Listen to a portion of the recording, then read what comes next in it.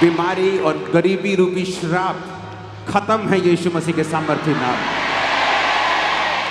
Hallelujah. आप victory में चलेंगे। आज परमेश्वर, मैं जब आ रहा था तो मुझे सोने चांदी का शौक नहीं, लेकिन परमेश्वर ने कहा रिंग डाल के जाना है आज। मैंने कहा क्यों परमेश्वर? परमेश्वर ने कहा इसलिए कि यह निशानी है कि तुम राज्य करोगे, राज्य। और बहुतों को लगता है क्योंकि जब आपको तोड़ मरोड़ के पेश करना हो तो इसको आप तोड़ के भी पेश कर सकते हैं। देखो जी साढ़े तो राज करना चाहते। जीसस ने कहा मेरा राज यहाँ का नहीं है मेरा राज वहाँ का है। हालेलुया। अरे मेरा राज यहाँ का बना के तुम मुझे छोटा कर रहे हो।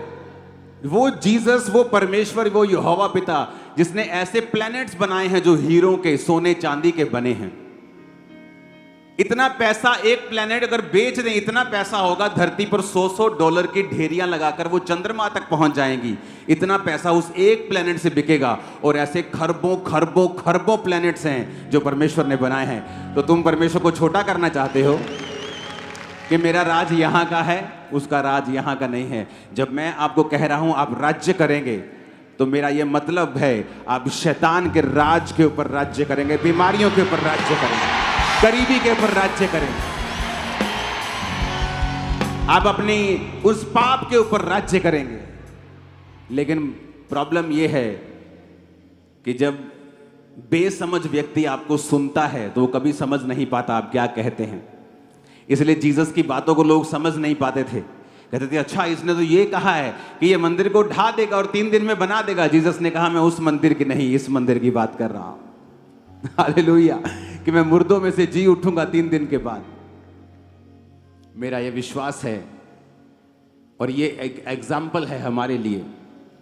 अगर हम प्यार करेंगे और परमेश्वर के आत्मा में और पवित्रताई में आगे बढ़ेंगे, वो आपको इतना ऊंचा करेगा और वो इतना ऊंचा करेगा जहां से आपको अगर देखना ही पड़ जाएगा तो गर्दनों में बल पड़ जाएंगे, आप इतना ऊंचा होंगे।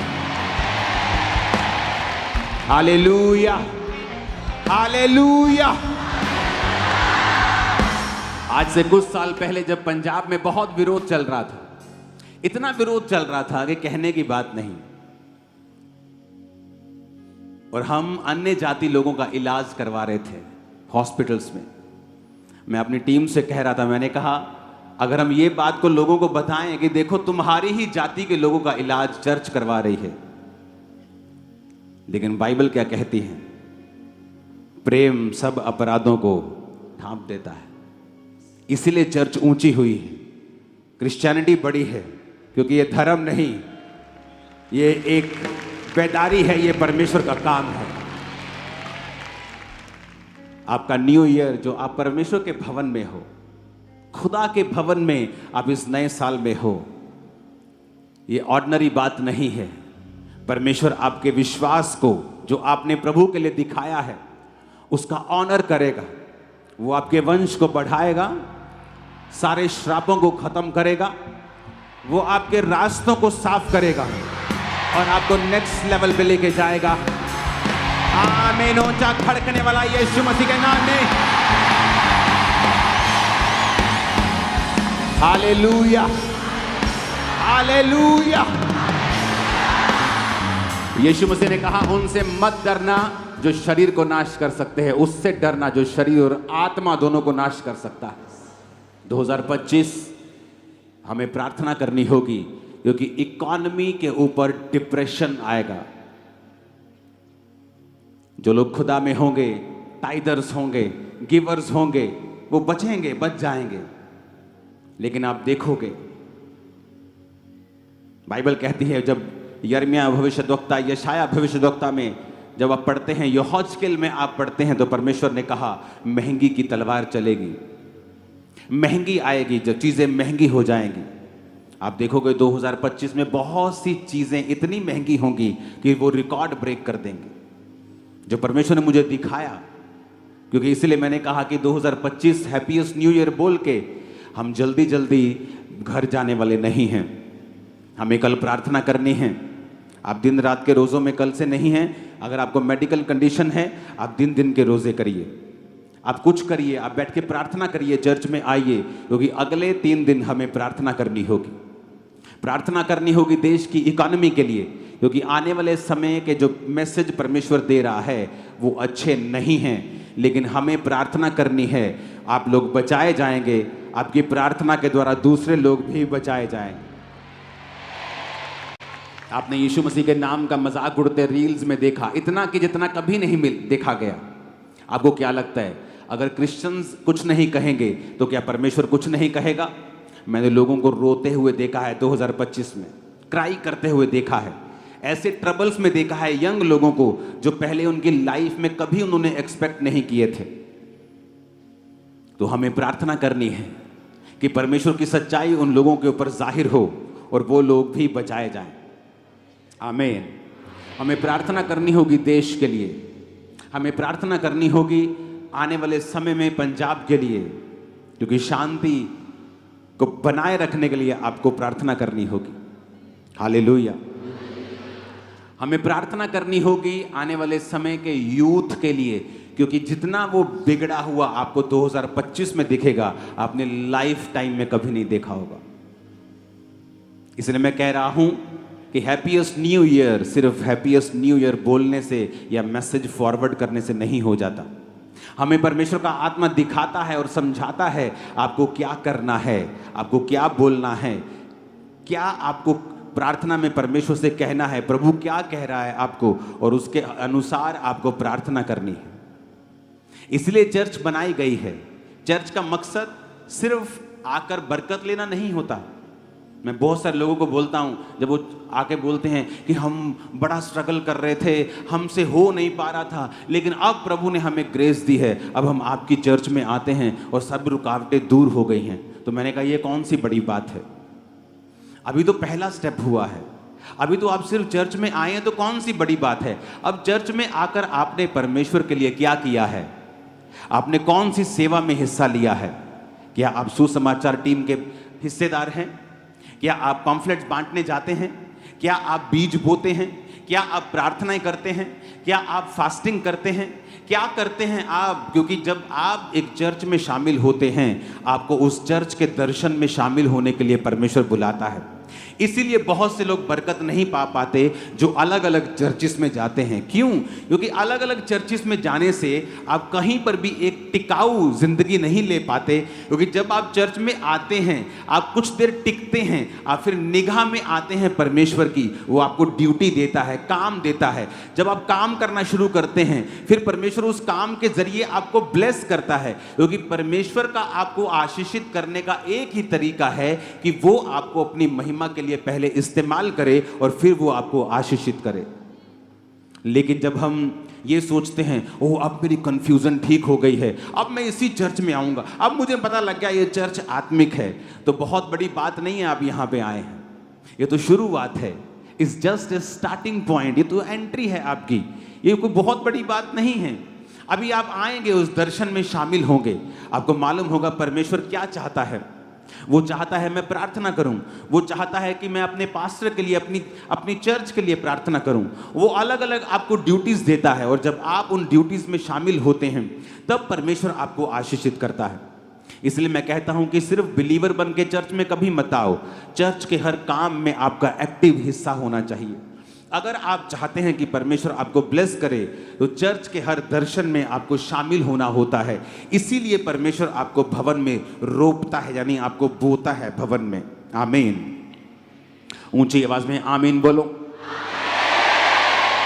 जो बात परमेश्वर ने मुझे आपको बोलने के लिए 2025 के लिए कही है, अगर आप चाहते हैं कि 2025 में वो जो चीजें मैंने बोली हैं आप उनमें ना आए, आप उस इकोनॉमी के डिप्रेशन का, उस महंगी की तलवार का जो चलने वाली है, आप उसमें अगर नहीं आना चाहते हैं, वो पाप, वो इंटरनेट पे वो चीज़ें जो आपने कभी नहीं देखी, वो रोना और करलाना भी बहुत अजीब तरीके का मैंने देखा है आने वाले महीनों में, अगर आप चाहते हैं कि आप उनमें शामिल ना हो, तो परमेश्वर ने कहा मेरे लोगों को बता कि तुम्हें बलिदान चढ़ाने होंगे। पुराने नियम में बलिदान चढ़ाए जाते थे, लेकिन नए नियम में अलग बलिदान चढ़ाए जाते हैं। दूसरा राजाओं 17 उसकी 36 में लिखा, परंतु यहोवा जो तुमको बड़े बल और बढ़ाई हुई भुजा के द्वारा मिस्र देश से निकाल ले आया, उसी का तुम भय मानना, उसी को दंडवत करना और उसी की बलि चढ़ाना। परमेश्वर ने कहा उसको बलि चढ़ाना, बलिदान करना। जब भी आप प्रभु के सामने, प्रभु बुलाता था कि तुमने पाप किया है, आ जाओ पाप बलि लेके आओ। कभी नहीं कहता था कि आके सॉरी बोल दो, सॉरी गॉड, सॉरी परमेश्वर। परमेश्वर कहता है सॉरी बोलना है, बलिदान लेके आओ, साथ में मेल मिलाप करना है, बलिदान लेके आओ, बैल लेके आओ, भेड़ लेके आओ, उसे चढ़ाओ। लेकिन नया नियम में बाइबल कहती है प्रभु यीशु मसीह एक ही बार कुर्बान होके हमारे लिए बलि चढ़ गया। अब हमें उन कुर्बानियों की जरूरत नहीं कि हम भेड़े और बैलों को लेके जाएं। लेकिन अभी भी बलिदान की व्यवस्था चेंज नहीं हुई है। लेकिन अब कौन से बलिदान है जो परमेश्वर चाहता है हम चढ़ाएं? वो बलिदान हमें नया नियम में मिलते हैं। पहला पत्रस 2 उसकी 5 में लिखा है, तुम भी आप जीविते पत्थरों के समान आत्मिक घर बनते जाते हो, जिससे याजकों का पवित्र समाज बनकर ऐसे आत्मिक बलिदान चढ़ाओ जो यीशु मसीह के द्वारा परमेश्वर को ग्रहण योग्य हो। कहता आत्मिक बलिदान चढ़ाओ। पहले तुम परमेश्वर बकरों को, बैलों को मांगता था कि अगर तुम्हें पाप बलि चढ़ानी है, बैल लेके आओ, भेड़ लेके आओ। होम बलि चढ़ानी है, मेल बलि चढ़ानी है, बैलों और बकरों को वो लेके जाते थे। लेकिन जीसस ने एक ही बार अपने आप को चढ़ाया, अपना लहू लेके पिता के सामने गया और हमारे लिए एक ही बार वो कुर्बान हुआ। लेकिन बलिदान बदले नहीं हैं। हाँ, उनका रूप बदल गया है। अब परमेश्वर कहता है ऐसे आत्मिक बलिदान चढ़ाओ जो परमेश्वर को ग्रहण योग्य हैं। रोमियो 12 उसकी 1 आयत में लिखा है, इसलिए हे भाइयों मैं तुमसे परमेश्वर की दया स्मरण दिलाकर विनती करता हूं कि अपने शरीरों को जीवित, पवित्र और परमेश्वर को भावता हुआ बलिदान करके चढ़ाओ, यही तुम्हारी आत्मिक सेवा है। वो कहता है अपने शरीरों को जीवित चढ़ाओ परमेश्वर के सामने। इन्हें अपवित्र मत करो, इन्हें व्यभिचार में मत लगाओ, इन्हें ब्लू फिल्में देखने में मत लगाओ, इन्हें नशे करने में मत लगाओ। अपने शरीर को जीवित रखो परमेश्वर के लिए और पवित्र करके परमेश्वर को भावता हुआ बलिदान करके कहता उसे परमेश्वर को चढ़ाओ, यही तुम्हारी आत्मिक सेवा है। परमेश्वर ने मुझसे डायरेक्ट कहा है, अगर आप सिंपल बिलीवर हैं, just you are a believer, कोई खास आपकी प्रार्थना नहीं है, just you are a believer, आप जीसस पे बिलीव करते हैं, मैं आपको बता रहा हूं शैतान जो सोच के बैठा है 2025 में, जिस तरह से इंटरनेट के ऊपर महंगी के द्वारा, महंगाई के दो चीज़ों के द्वारा, इकोनॉमिक डिप्रेशन के द्वारा वो जिस तरह से सोच के बैठा है, मैं आपको बता रहा हूं आपको परमेश्वर की जरूरत हर साल बढ़ती जाएगी। यीशु मसीह ने कहा कि अपने शरीर को भावता हुआ बलिदान करके चढ़ाओ। भजन संहिता 4 उसकी 5 में लिखा है, धर्म के बलिदान चढ़ाओ और यहोवा के ऊपर भरोसा रखो। आत्मिक बलिदान चढ़ाओ और यीशु मसीह के द्वारा जो परमेश्वर को ग्रहण योग्य हो। अगर आप सिंपल विश्वासी हैं तो मैं आपको एक सलाह देना चाहता हूं, आपका भाई होने के नाते, आपका आत्मिक अगुआ, आपका स्पिरिचुअल फादर होने के नाते मैं आपको एक सलाह देना चाहता हूं कि 2025 को अगर हैप्पीएस्ट करना है तो आप बलिदानों को चढ़ाना शुरू कर दें। वो बलिदान मेरे शरीर का है। एक नशा करने वाला व्यक्ति नहीं कह सकता कि मेरा शरीर को मैं मन भावता हुआ बलिदान करके यहोवा को चढ़ा रहा हूं। एक व्यभिचारी व्यक्ति नहीं कह सकता कि मैं अपने शरीर को बलिदान करके परमेश्वर को चढ़ा रहा हूं। परमेश्वर ने कहा तुम्हें आत्मिक बलिदान और धर्म के बलिदान चढ़ाने होंगे। वो बैल और बकरों की बलियां नहीं होंगी, परंतु वो तुम्हारी जिंदगी होगी, तुम्हारे समय का बलिदान होगा, तुम्हारी इच्छाओं का बलिदान होगा। कि अगर परमेश्वर ने कहा है मुझे पवित्रताई में रहना है, मसीह में आने से पहले, बहुत पहले, मैं एक लड़की को पसंद करता था। अपने स्कूल टाइम में, और मैं हमेशा परमेश्वर को बोलता था कि परमेश्वर मेरी उसके साथ मैरिज क्यों नहीं करवाता तू। और कोई प्रॉब्लम नहीं थी, सब कुछ सही था। लेकिन जब मैं मसीह में आया, मुझे मालूम हुआ कि मेरी लाइफ में परमेश्वर नहीं चाहता था कि मैं संसारिक लव में पढ़ूं। अगर मैं वो पढ़ता, मुझे इतनी अच्छी वाइफ कभी नहीं मिलती। कई बार आप कंप्लेंट करते हैं कि परमेश्वर जिसे मैं पसंद करता हूं वो क्यों मेरी जिंदगी में नहीं है, जबकि वो आपकी जिंदगी में अगर आ जाए, मैं आपको बता दूंगा, आपकी जिंदगी नरक हो जाएगी, क्योंकि आप नहीं जानते फ्यूचर में क्या रखा है। आज मैं 2 दिन से परमेश्वर की प्रेजेंस में हूं, तो भी आपने चर्च की व्यवस्थाएं देखी। कौन संभाल रहा है? मेरी वाइफ संभाल रही, मेरी टीम संभाल रही है। आपने प्ले देखा, उसका डायरेक्टर मेरी वाइफ है।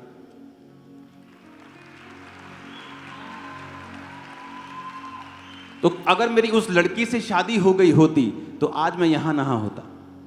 कई बार हम परमेश्वर को बलिदान नहीं चढ़ा पाते कि परमेश्वर आपको पसंद है एक व्यक्ति, आप उसके पीछे लगे रहते हैं, लेकिन परमेश्वर कहता है तुझे अपने शरीर को मन भावता हुआ बलिदान चढ़ाना है। यूथ में ये प्रॉब्लम है, क्योंकि जब आप अपनी इच्छा और अपनी पसंद से चलने लगते हैं, कई बार आप भूल जाते हैं कि परमेश्वर ने आपके लिए एक बेस्ट रखा हुआ है। वो ऐसा बेस्ट है, अगर आपने उसे मिस कर दिया, आपकी लाइफ कभी भी सेम नहीं हो सकती। चाहे आप 40 नहीं 404 लाख रोजे रख के परमेश्वर के सामने चले जाएं, वो चीजें बदलेंगी नहीं। इमोशनली कई बार आपको डिस्टर्बेंस फील होती है कि क्यों मेरे साथ ही, क्यों मेरा सब कुछ परफेक्ट है, मैं एवरीथिंग मेरी लाइफ में बेस्ट है, लेकिन परमेश्वर चाहता नहीं। कई बार आपके परिवार से आपको प्यार नहीं मिलता, आपके दोस्तों से आपको प्यार नहीं मिलता, क्योंकि परमेश्वर की उसमें इच्छा होती है। वो आपको अलग करना चाहता है और आपको अपने तरीके से चलाना चाहता है, आपकी तैयारी को अपने हिसाब से करना चाहता है। इसलिए मैं कहता हूं 2025 में अगर आपको परमेश्वर में चलना है, अगर आपको परमेश्वर की उन चीज़ों को लेना है, और मैं आपको अगर अंधेरा ज़्यादा है तो रोशनी भी ज़्यादा चमकती है। ये रोशनी अगर सुबह चलाएंगे तो चमकेगी नहीं, आपको लगेगा ठीक है, लेकिन रात को पूरी चर्च जगमग है। क्यों? ऐसा क्यों? रात को चर्च जगमग क्यों है? क्योंकि अब बाहर अंधेरा है, इसलिए रोशनी चमक रही है। अंधेरा बहुत होगा 2025 में, लेकिन आप चमकेंगे इन जीसस नेम। आप नई नई चीजों को लेंगे 2025 में इन जीसस नेम। हालेलुया।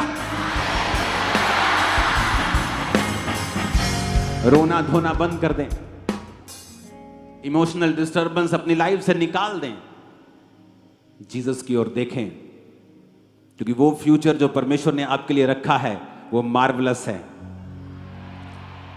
अगर आप प्रभु की ओर देखते जाएंगे और सब कुछ प्रभु की ओर से होगा, कुछ साल बाद अपनी लाइफ को देखेंगे, बोलेंगे वाओ थैंक यू लॉर्ड, तूने कितना बड़ा काम किया है, छक्के छुड़ा दिए शैतान के। Hallelujah, hallelujah. तो मेरी बात को बड़े ध्यान से समझना है। अगर आपकी लाइफ ऐसी है कि आप गिवर नहीं हैं, आप प्रार्थना करते रहते हैं, प्रार्थना, लेकिन टाइथ नहीं बोते, आप प्रार्थना करते रहते बीजों को नहीं बोते, आप फास्टिंग नहीं करते, आपके अंदर परमेश्वर के लिए कुछ छोड़ने की इच्छा नहीं है, आप अपनी रिलेशनशिप्स को नहीं छोड़ पाते हैं, आप ऐसी चीज़ें नहीं छोड़ पाते जो परमेश्वर की ओर से नहीं हैं, तो मैं आपको बता रहा हूं शैतान आपको बहुत तंग करेगा 2025 में। क्योंकि अगर आपको मैं पहले नहीं बताऊंगा और बाद में ऐसा होगा तो आप कहेंगे कि परमेश्वर सारी दुनिया के साथ जो हो रहा है मेरे साथ भी हो रहा है, तो क्या फ़र्क है मुझ में और सारी दुनिया में। लेकिन इसीलिए मैं कह रहा हूं कि कोई मूर्ख ही होगा जो 2000 इस मीटिंग 24 नाइट की मीटिंग को मिस करेगा, क्योंकि आप उस ग्रेस को आज लेके जाएंगे, आप प्रभु में चल पाएंगे, उसमें आगे बढ़ पाएंगे, आप देखेंगे परमेश्वर के कामों को अपनी जिंदगी में किस तरह से प्रभु का आत्मा कर रहा है। Hallelujah, hallelujah. ये चर्च, आप लोग, मैं, हम किसी के विरोधी नहीं, किसी धर्म के नहीं, किसी जात के नहीं,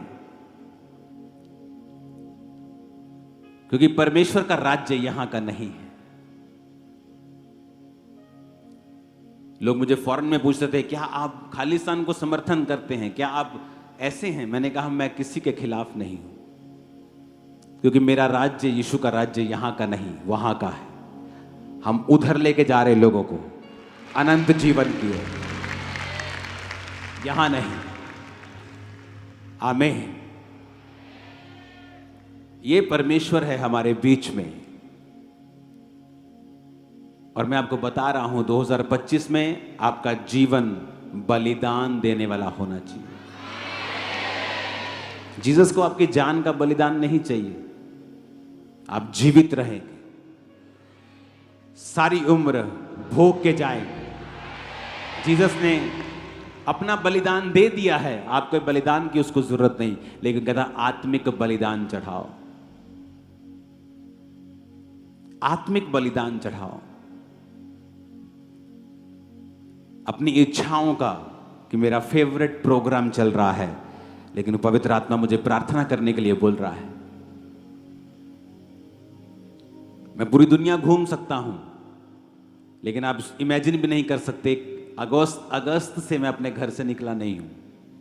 दिसंबर आ गया, दिसंबर छोड़ो, अब तो जनवरी शुरू हो गया। आपके बीच में रहा हूं मैं 6 महीने। एक दिन भी मैं कपड़ा लेने के लिए भी अपने घर से नहीं निकला, क्योंकि अगर जिम्मेवारी आपकी बड़ी होती है, आपको सिस्टम बनाना पड़ता है। मुश्किल होता है, लेकिन आदत पड़ जाती है। और जब रिजल्ट आता है, आप बोलते हैं ये कुछ भी नहीं, खुदा ने जो किया है बहुत बड़ा है। It's nothing. लोग सारी उम्र मेहनत करते हैं, उनको कुछ नहीं मिलता, लेकिन खुदा में की गई मेहनत कभी व्यर्थ नहीं जाती। हालेलुया। आपको 2025 में अगर खुश रहना है, तो आपकी लाइफ बलिदानों वाली होनी चाहिए। क्यों यहूदी बच्चे पूरी दुनिया के बिजनेसमैन बन जाते हैं, पूरी दुनिया के बड़े बड़े बिजनेस के मालिक हैं। छोटे होते जब सिखाया जाता है, बेटा चर्च जा रहे हो, टेक 1 शकेल, ले बेटा 1 रुपया, 10 रुपये। प्रभु के घर में खाली हाथ नहीं, छोटे बच्चे को सिखाते हैं। ओ यू गॉट 10 रुपी, 10 शकेल, ओके गिव 1 शकेल टू गॉड, गिव टाइट्स। बचपन से सिखाया जाता है। जब वो बच्चे होते हैं, उनको मांगना आता ही नहीं, क्योंकि बचपन से वो दे रहे होते हैं। जब वो दे रहे होते हैं, खुदा सप्लाई कर रहा होता है पीछे से।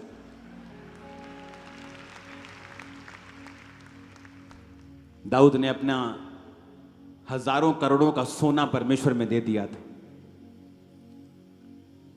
और परमेश्वर ने कहा सुलेमान तूने बुद्धि मांगी, पर मैं तुझको पैसा दूंगा। कहता प्रभु मैं पैसा तो मांगा नहीं मैंने। नहीं तेरे को दूंगा पैसा, मैंने नहीं मांगा। नहीं तुझे दूंगा, क्योंकि तेरे बाप ने कुछ बोया था, तो मुझे वापस करना है। इतना करूंगा, इतना दूंगा। लोग बोलते हैं फलाना बंदा जी, पता नहीं कि उस बंदे का नाम क्या, फलाना बंदा दुनिया का सबसे अमीर था। झूठ है ये। सुलेमान के जैसा अमीर दुनिया में कोई नहीं था, ना है। उसकी वेल्थ ट्रिलियंस में है, बिलियंस में नहीं। ट्रिलियन के भी आगे होगा वो। इतना वो अमीर था, क्योंकि दाऊद का बोया गया उसकी लाइफ में वापस आया। हमें अपनी लाइफ में ये देखना होगा, और हमें आदत डालनी होगी बोने की। जो हमने पहले कभी नहीं बोया, हमें वो बोना होगा। जितनी प्रार्थना पहले नहीं की, जो पवित्रताई, जो फोकस, जो लेवल, जो प्रार्थना, जो फोकस, जो मन की जो स्थिति जैसी पहली थी, उससे भी कहीं अधिक हमें परमेश्वर में जुड़ना होगा 2025 को हैप्पीएस्ट करने के लिए। फिर आप देखोगे आपकी कल्पनाएं वो सिद्ध कर देगा। आप सोचोगे वो कर देगा, आप सोचोगे वो कर देगा। आप मन में होगा मुझे ये करना है, और वो रास्ते खोल देगा। ओ आमीन खड़कने वाला चाहिए।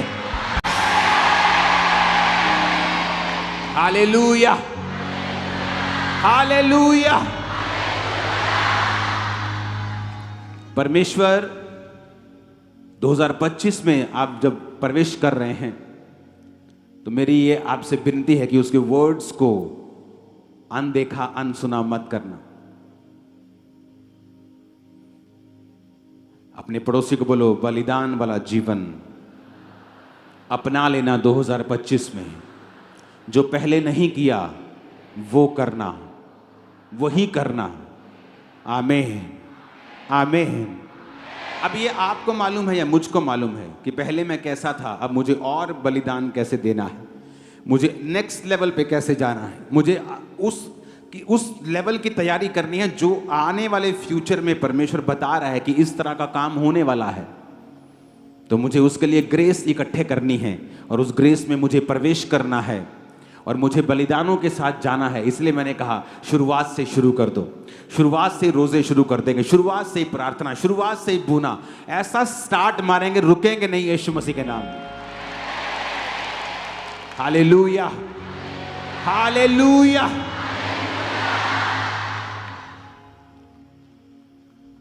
सबके हाथ में स्वीट है, एक्स्ट्रा बनवाई है मैंने, मत बोलना मेरे हाथ में नहीं है। जिसके हाथ में नहीं है वो हाथ हिलाओ। अरे यार अच्छा बांटी नहीं है, अभी के बांटी है, बांटी बांट दो फिर, चलो फटाफट। सुनो मेरी बात, मैंने टीम को बोला एक्स्ट्रा से भी एक्स्ट्रा चाहिए मेरे को, कि लोगों को घरों में जाने के लिए देना। पड़ी है स्वीट, बांटो फिर। ओके अच्छा, शोर नहीं करना है। हालेलुया, जोर से हालेलुया बोलो जरा। ओके एक मिनट रुक जाओ, रुक जाओ। ओके रुक जाओ, जब वर्शिप स्टार्ट होगी तो तुम लोगों को देते रहना। ओके तो सबके लिए स्वीट है, एक्स्ट्रा बनी, 3 गुना एक्स्ट्रा है, डोंट वरी। क्रिसमस पे भी एक्स्ट्रा था, बांटना पड़ा बाद में, अब हर लंगर एक्स्ट्रा होता है। कितने मेरी बात को समझ रहे हैं? हैप्पीएस्ट करना है न्यू ईयर, बलिदान। पड़ोसी को बोलो, कौन सा बलिदान? शरीर का नहीं, तेरे लहू का नहीं, आत्मिक बलिदान। शरीर को पवित्र करके चढ़ाना, मन भावता हुआ करके चढ़ाना, आत्मिक बलिदान और धर्म के बलिदानों को चढ़ाना। Hallelujah, hallelujah. और मेरा ये बिलीव है, मेरा ये विश्वास है कि ये वचन आपकी स्पिरिट के अंदर चला जाएगा और आपको प्रभु से पूछना है कि परमेश्वर मुझे ग्रेस दे, और मैं जो कर रहा हूं 24 में, मैंने किया जो 24 में, 25 में मैं ज्यादा करूंगा, मैं एक्स्ट्रा करूंगा खुदावन। और परमेश्वर जब आपको देखता है, वो भीड़ से देख लेता है। वो जा रहा है और जक्कई को उसने भीड़ से देख लिया और पेड़ पे कहा, हे जक्कई नीचे आ जा। जब आप यीशु मसीह को विश्वास शो करेंगे, वो आपको छोड़ेगा नहीं। आप लाखों की भीड़ में हो, जब आप यीशु मसीह को विश्वास दिखाएंगे, हेवन में एक ही करेंसी चलती है, वो विश्वास की है। आमीन। अपने हाथों को उठाओ, हिलाओ अपने हाथों को। जब ये वर्शिप चल रही होगी, कोई भी जन शोर नहीं मचाएगा, क्योंकि मीटिंग आत्मिक रीति से ये चलती जाएगी। ये शॉल आपने देखे हैं, खुदा की उपस्थिति है इनके ऊपर।